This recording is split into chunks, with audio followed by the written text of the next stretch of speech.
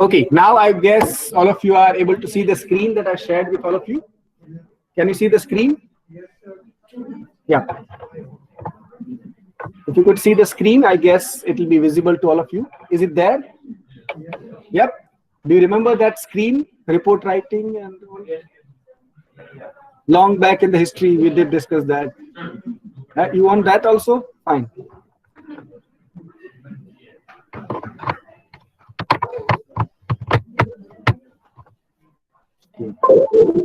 I guess you could see that.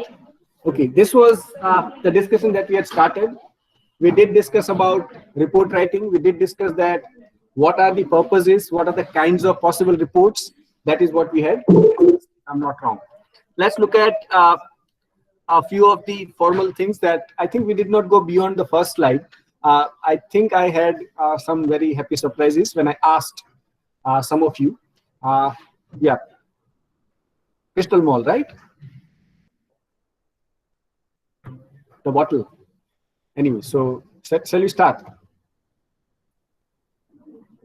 No, I'm saying shall we start? Okay, so now there. So now, if I'm not wrong, we could not go beyond the first slide because I need to ask you that, okay, who writes the report, to whom it is submitted, what are the components that do you think would come, and then how do we start? Usually the first part of it. And if I'm not wrong, we did discuss about solicited, unsolicited letters and the kinds of writing that one does. Remember that?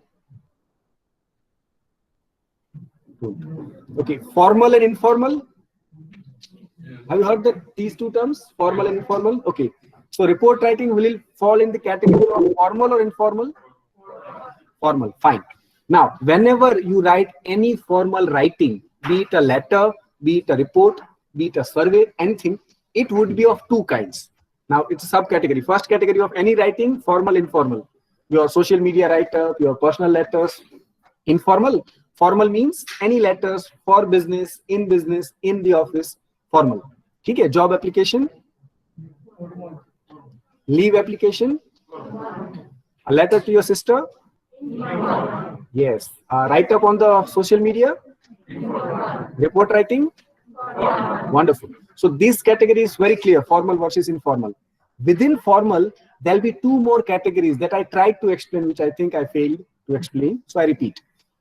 Whenever there is a formal kind of a write-up, we'll have two kinds called solicited and unsolicited, popularly known as invited and uninvited.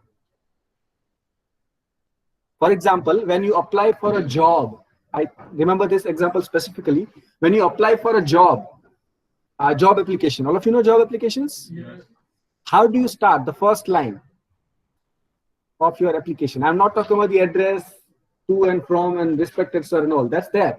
That's the structure. I'm talking the first line in the first paragraph of introduction paragraph. First line. I am this, I'm interested in that job, give me the job. That way? Too direct, isn't it? Remember, try and remember. I'm sure you know this. You may not remember it. First line. How do you start? You don't start by I am this. Yes. Do you remember the advertisement?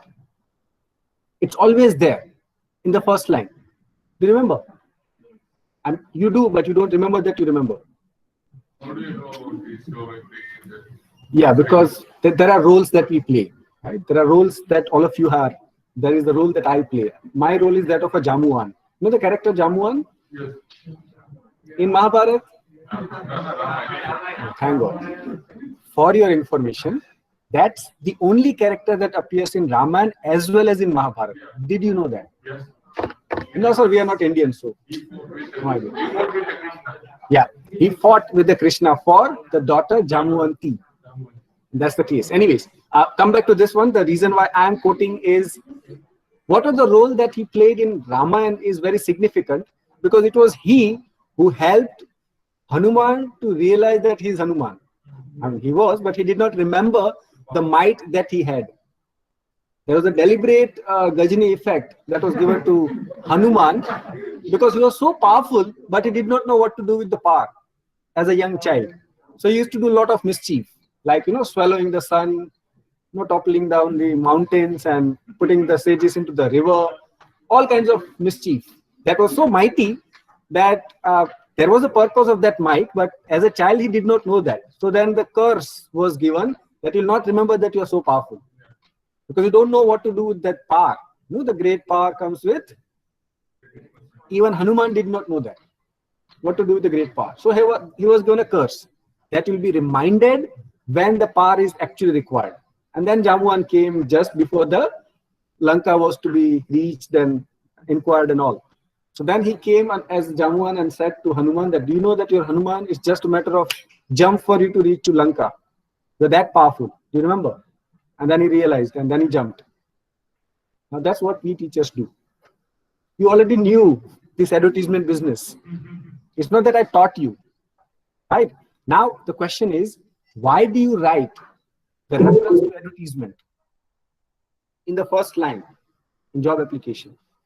There is a purpose. You are trying to tell that you are not sending this application uninvited. You invited in your company requirement of so-and-so post, and that's why I'm replying. I'm not uninvited. For example, there is no advertisement.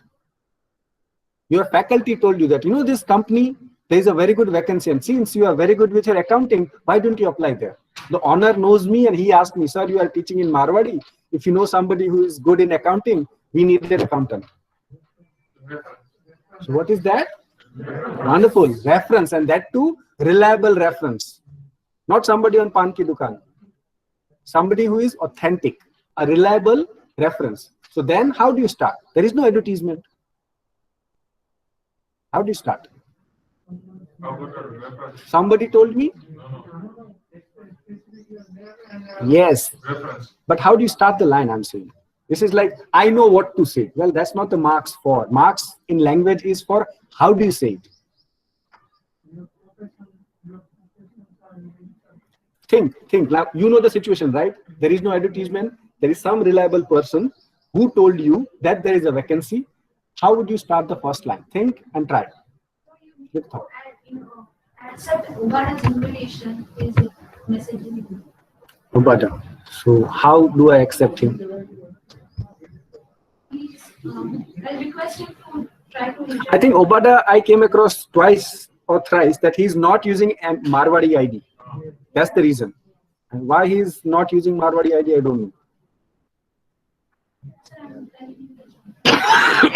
Tell him to join with Marwadi ID. He does not need my permission then. He is having some issues with. Since last 1 month. Yes, the country is not access something like that. Fine. Let him come. I'll add him. Fine. So the question was, how do you start in that case? Very quickly. It's not very difficult. I'm a teacher. I'm an authentic source. And with this authentic source, you are going to write first sentence only. See, the first sentence for advertisement is, in case you don't know, this is with the reference to so-and-so newspaper of so-and-so date that I'm applying for XYZ position. That was the line for advertisement reference. Now, here the reference is some reliable person. Okay? How do you say it? I thought you knew that.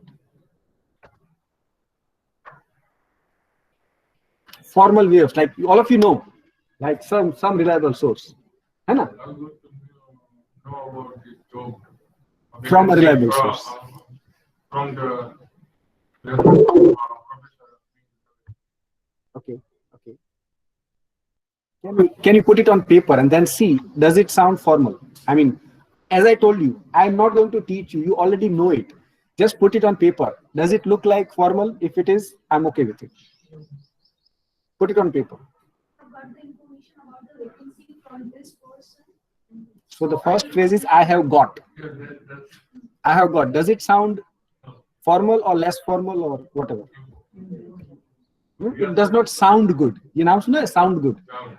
The sound क्या होता है? आवाज आ रही है क्या? What do you mean by sound good? Is it this sound? I have got an update about. I have got that. My question is, I have got. Do you get me? When I say I have got, or got you. You get it? That it's not worth getting it in written communication. Why, we don't know. But it doesn't sound formal. Yes or no? If you write, I have got, there is something which makes it informal. I don't know why, but that's good. That means you already know. Your ears are trained. Ears and eyes are trained. Raise your hand and share. Yes, yes. Shh. Okay, all of you, don't be selfish. What's wrong with us? We are sharing only with her. You are not in talking terms with me. What's wrong? I'm vegetarian. I don't eat students. This is partiality. Yes, Pat. Very good. Can you repeat it? Almost there. We are almost there. Yes. I came to know, and then whatever the person. You are there. You are there, my friend. I get the information. Not came, but came to know. Have you heard that? You are right. That's what I'm saying. You can use perfect tense also. I have come to know. That's also fine. As I came to know would be still loose, but I came across would be when you are reading, but when somebody referred to you, that means I came to know that there is a vacancy in your company of so-and-so post. That is, you don't want to refer to me. Please understand. If I'll refer to you, I'll also tell you, don't tell him or don't refer my name. That means if you refer somebody, you have to take due permission. Without due permission, you cannot name anybody. Right? So that's the case. Yes. I got great satisfaction to know through your announcement that the vacant post has been announced by your organization. Can you repeat? Can you repeat? I got great satisfaction to know through your announcement. Why are you satisfied? Because I think See, satisfaction is a term used by the authorities. Like you submit something to me, an assignment or something, I'll say, I'm satisfied with the quality. Now, you are not an authority special when you are applying, right? So the use of satisfied is, do you think, is it okay?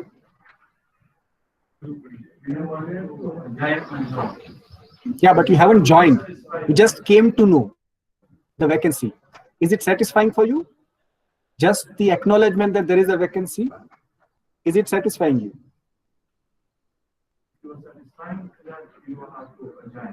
No, but the sentence that you use, if you can repeat. How did you write? If you can repeat. I got great satisfaction to know through your announcement that the vacant post has been announced by your organization. I am taking the opportunities to show my interest working for your estimate organization. I assume myself a suitable candidate who deserves to be in your announcement. Yeah, that second part is okay. Second part is that you are assuming that yours are the skills that are matching with the requirement. That's fine. My objection is with the first part of it. How do you express whether it is solicited or unsolicited? So whenever I send this resume to the organization, you know,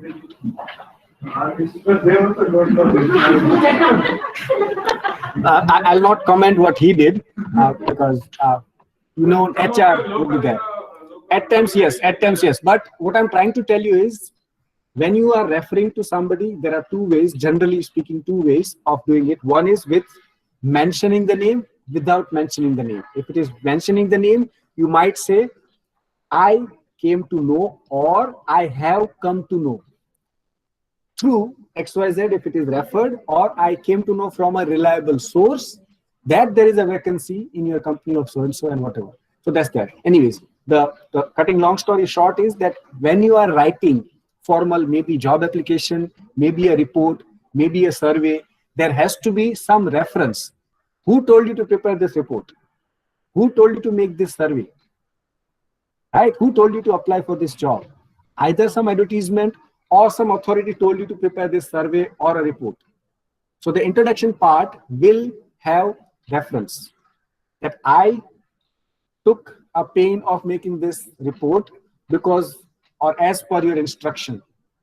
So there has to be some reference. You don't feel like making a report and start making a report, right? There is no intuitive motivation for which you start doing it. There has to be some instructions or requirements, and that too worth mentioning, right? So that's what would come in the part of it. Anyways, so these are the sections when you prepare a report that would look like. There'll be a title page which usually has the name of the report, whatever report you are preparing, maybe a market survey, maybe is it what is the possible market for this product, or what are the, say, possible consumers, right? All these things you can think of, and that would appear in your title page. Then comes the summary, right? That, okay, what this report is all about, a brief summary. If somebody would not want to read the entire report, would just look at the summary and will get to know what this report is all about. So that's like not index, this is index. Summary is what this report is all about. And of course, then introduction will come where you will mention why did you prepare this report? Who told you to prepare this report? What are the sources of your report? What are the say sources of your information? Okay, so that's there. And then the main body in which you will say put in the main data, the main argument, or main maybe findings that would come, and of course the conclusion. Now, I already told you that the findings could be the part of main body as well as of conclusion, right? So in your conclusion, you will say that, okay, based on this research, I would suggest that these are the areas of, say, launching this product. Or let's say there is a problem finding kind of a report, that we have launched this product after doing enough survey, but it's not increasing in sale. Go and find out from the market what are the causes of not, say, sale not increasing. And then you go and check that what are the reasons, right? And then you come up with the findings. That will be the part of main body or conclusion. Then something called recommendations. I'm sure you'll come across this term. The verb is to recommend, and the noun is recommendation, right? Or if it is more than one, obviously, recommendations. What do you mean by that? What do you do when you recommend?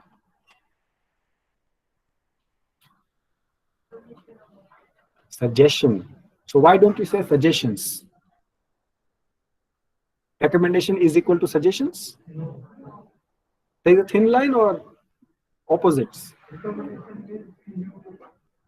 Excuse me, just a minute. Yeah. Please raise your hand before you speak. Yes, got it. Yeah. आपने जहाँ से information source किए हो, suggestion means कि आपको पता नहीं है क्या है, लेकिन आप सजेस्ट कर रहे हो. Okay, not very clear, but fine, yes. Recommendations are from generally high position people. They whatever they give suggestion, that can be said as recommendation. And suggestion can be at informal level that any person can give. But recommendations come from a formal chain. Okay. Anybody else? Any other suggestions? Okay, I'll give you a couple of more confusing terms. Advice. Will you call it advices? That market is not like market survey. We came to know that why these products are not selling well. I surveyed it and now I'm giving you advices. If you want to increase the sale, do this, then it may increase the sale. Can you use the word advice also in the similar line? How do you spell advice, by the way? A-D-S-E or C-E? Nobody asked me. They are same, right? C-E or S-E?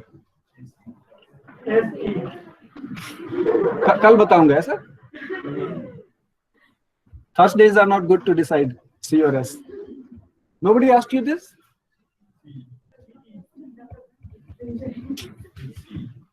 Sir, we are in PG students. Don't ask us primary questions. Even our primary teachers did not ask us, so that's why we are here. Very good. Do these two spellings exist? Yes. Both are there, right? So that means confusion is right.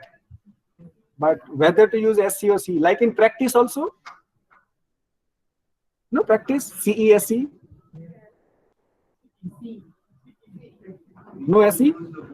No, Both are there. The right observations could be, I don't know. So I don't know is a very good start. No, I think is a very good area to get confused.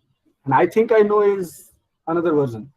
Well, there's a confusing term. There is something called noun. There is something called verb. Naam suna hai? So verb is what you do. For example, a doctor is practicing. S-I-N-G. One does something. So if I'm advising you, it is SE.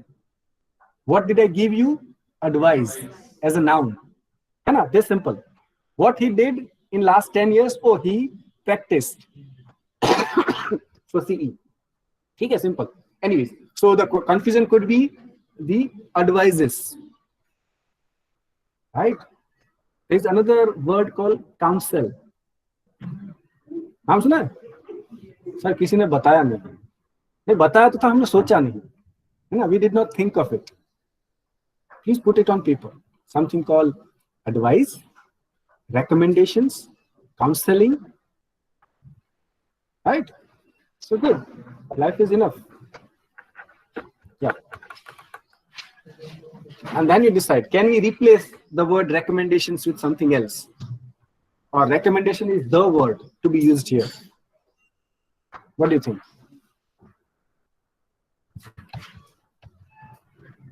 Yeah.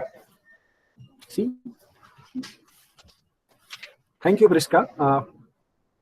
We in India don't take words seriously. That's why the case. And C is right. See, advice. SC is a verb. C is a noun. And C is right.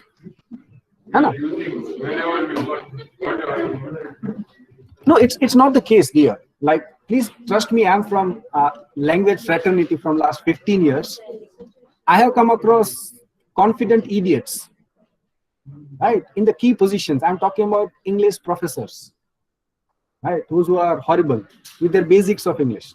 They manage somehow because there are majority of them who are not clear. As we came across that, he sent and it got accepted because the one who was interested in accounting, not in language, so he managed or maybe bypassed.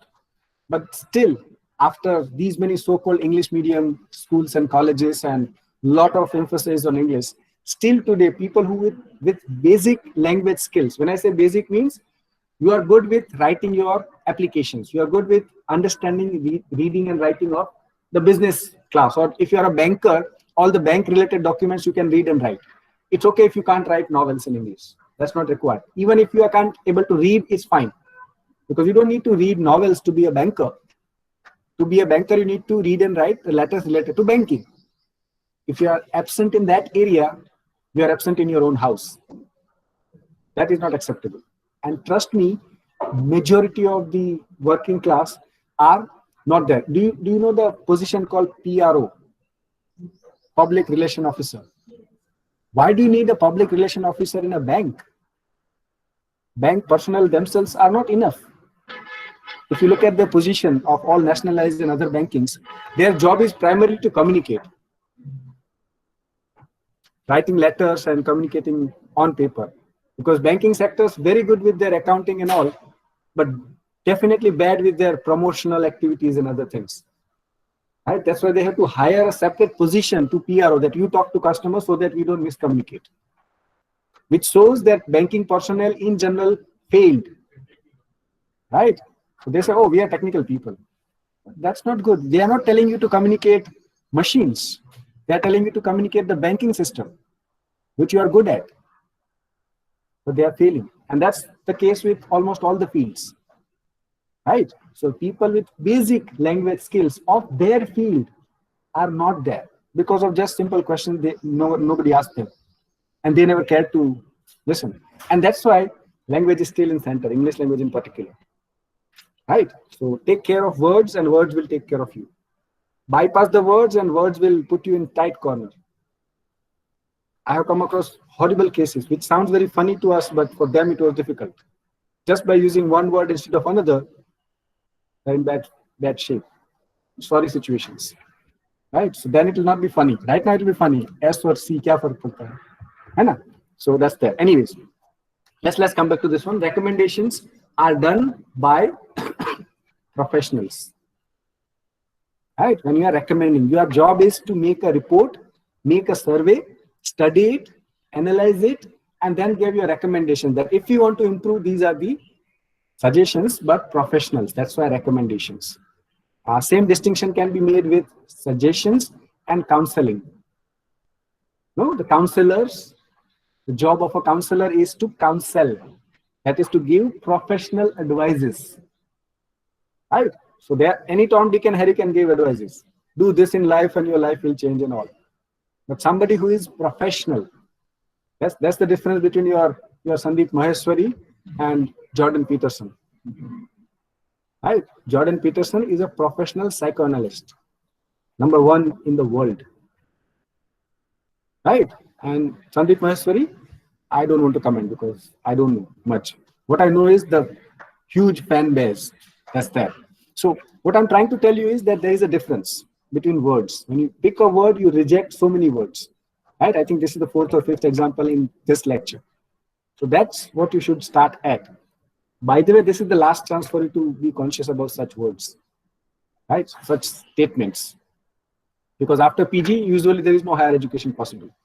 In PhD, it will be 1-to-1, and definitely it will not be the language, right? It's never too late, but still, master degree is the last chance for you to be called students. Then you'll be a scholar. You know, PhD students are not called students, they are called scholars. When you are a scholar, you see, you don't learn, you start teaching. So this is the last chance. You know, Sudhar jao, warna fir will be the part of a joke. That's not a good place to be, right? Anyways, so recommendations are professional pieces of advice that a professional, after doing thorough analysis, would make some recommendations. I'm sure you know appendices. That would be some references like how did you come to know? What is the survey?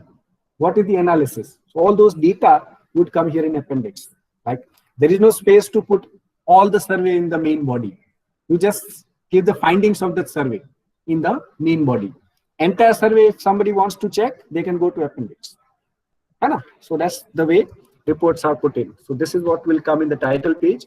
The title of the report, name of the author, that means the one who prepared the report, and of course the date and of the report when it was submitted, and of course submitted to whatever organizations. So this would be the body of it that you can think of in the title page. Usually it would be like 80-20. That is 80 or 90% of the page would be blank. Only major details would be there. So it's there. That's the title page, right? So that's there. Then comes the summary. Of course, the main points of the report, the general overview of the report summary is prepared to facilitate the skimming. I guess you know the term skimming. It's one of the reading techniques. Like, let's say you just want to know the main point of it. Let's say movie reviews, or let's say you want to visit a new place, right? And you just want to know what are the sightseeings. Let's say you are fond of natural places, you will find out, okay, what are the natural places to be visited in that new place? Or let's say you are interested in, let's say, gaming. What are the amusement parks and what are the gaming zones that are available? Or let's say you are interested in watching movies. Okay, or let's say interested in shopping. So what are the places where I can go for shop? So when you are asking for specific details, you will not read the entire travel log. We'll just find out the important detail that you want. That's called skimming. There is one more technique since it has come called scanning. These are two popular reading tricks, if you know. They teach in the graduate level, but fine. I mean, you must be busy and teachers must be very preoccupied. So let's get to know. 2 words, skimming and scanning. 2 techniques of reading, skimming and scanning. Skimming is when you want to find out the details of your choice. You don't read everything. You do read everything, but you just glance through and find, okay, these are the sightseeing. Okay, these are the places to shop. Get it? So that means there is a portion which you want to highlight and find out. Scanning is similar to that, but it's for more specific details. Let's say there is an invitation card. You just want to know date and venue. There's a card given to you. Now, who is getting married to whom, whose daughter, whose son, you are not interested. You just want to know the date and time, or at the most venue. Is it feasible to you? Are you available or not? That's what you want to know, right? To find the details, whose daughter, that's your parents' business. You would be interested in exact details, exact date, exact this thing, isn't it? Yes.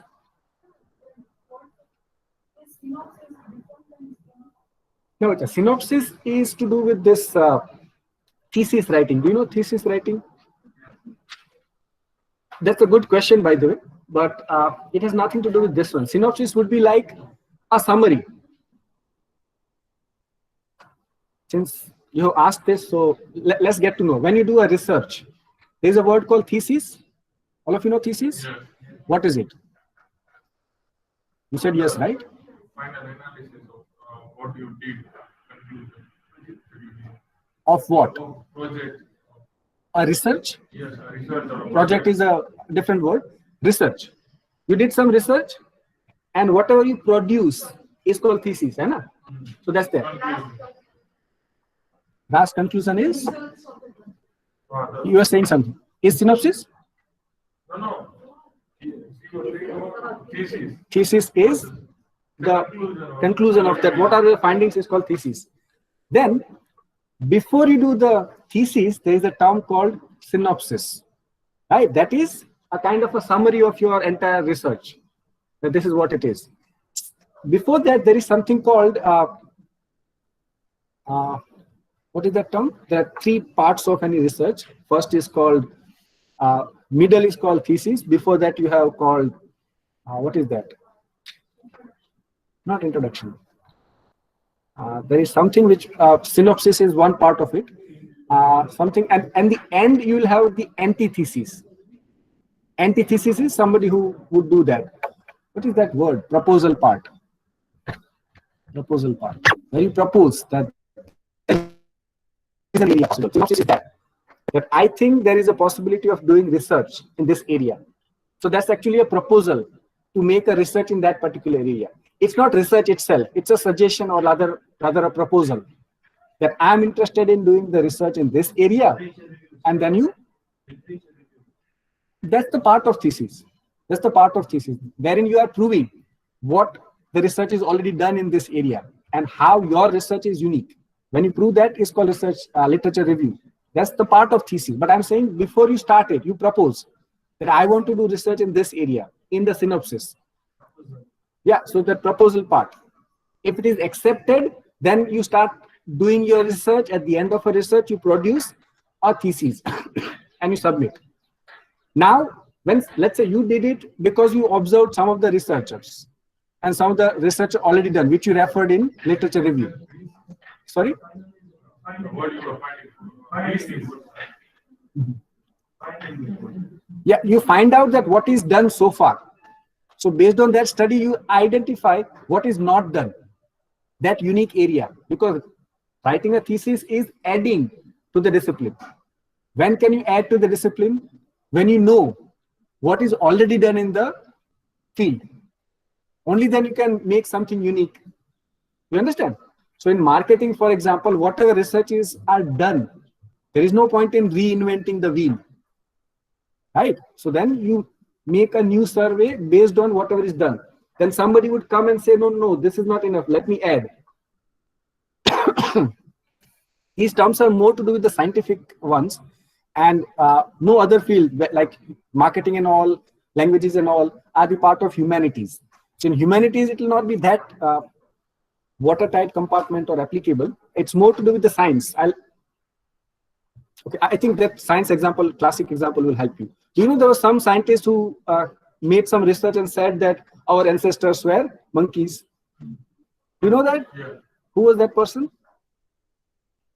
Shakespeare. No, not Shakespeare, not Shakespeare. Who was that guy who said our ancestors were the theory of evaluation? Utkranti, we call it popularly. Who was that guy? He's from Gondal, right? Not from Gondal. Okay. Sir, we are marketing students. How do we know? Some Darwin, some Charles. Who knows? Don't tell me. Was it Charles Darwin? In which book? Not in our syllabus. The book, which is actually a thesis, is called Theory of Evaluation, where it was given. Which was that book? Origin of Species. That's the book. It's available. You search on Google, you'll find PDF. So this Origin of Species, wherein he gave a theory. What was the theory? That based on 30 years of his research, he gave this theory that our ancestors, the humans' ancestors, were not monkey actually, the ape. There's a difference between monkeys and apes. You know that? Fine. So he said that I think gorillas, chimpanzees, and orangutan, these are three. It looks like our ancestors. We developed, they could not. That's the theory he gave. In which year? Before 300 years. And the antithesis has come that our ancestors were not the monkeys. There is evolution, but not crossbreeding. So monkeys are not getting humans and humans are not getting this. Our ancestors were much different than ours. They are called Homo sapiens. Our ancestors were not apes, they were Homo sapiens. They were much different, more say taller and looks more close to apes, but they were not apes. Book that I read about the human. Don't tell me. Harari. Yes, how they sprayed. He was a historian.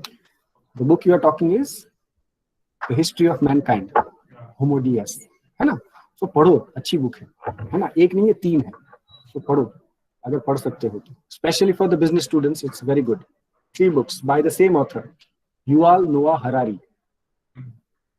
अगर पढ़ सकते हो तो it will be a great gift you can give. If you can't read, at least watch TED Talk by the same guy, Yuval Noah Harari.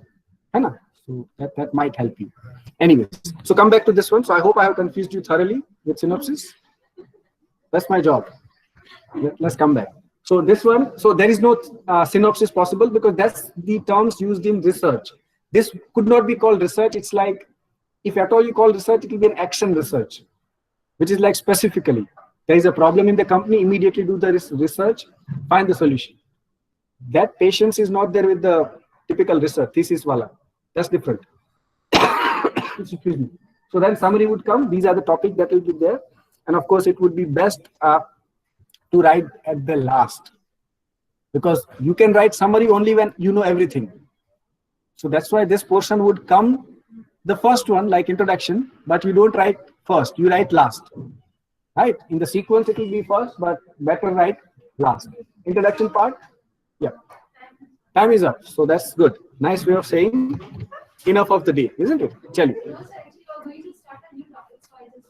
Thank you. Thank you. Where would I be if I had not? I was talking about one name, Sapiens. Sapiens, History of Mankind. Second book is Homo Deus.